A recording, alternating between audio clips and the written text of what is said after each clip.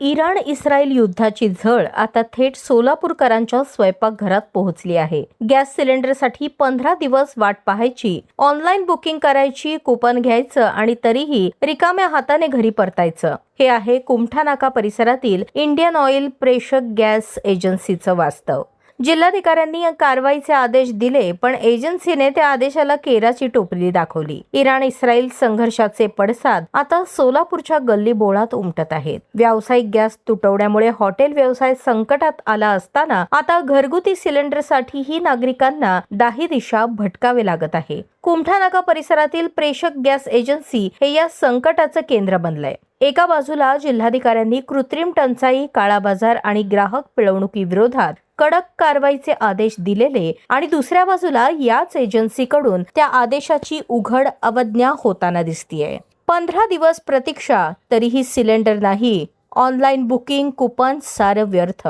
Booking झालेली टाकी काळ्या बाजारात, चढ्या भावात विक्री सुरूच.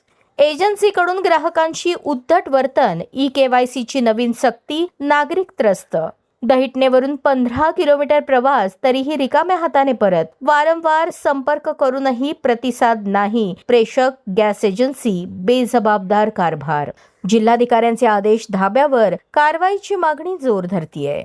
15 किलोमीटर दूर दहिटणे गावावरून एक महिला आपल्या मुलाला घेऊन एजन्सीपर्यंत आल्या. शारीरिक कष्ट सोसले, आर्थिक भार सहन केला, पण एजन्सीने त्यांना थेट नकार दिला.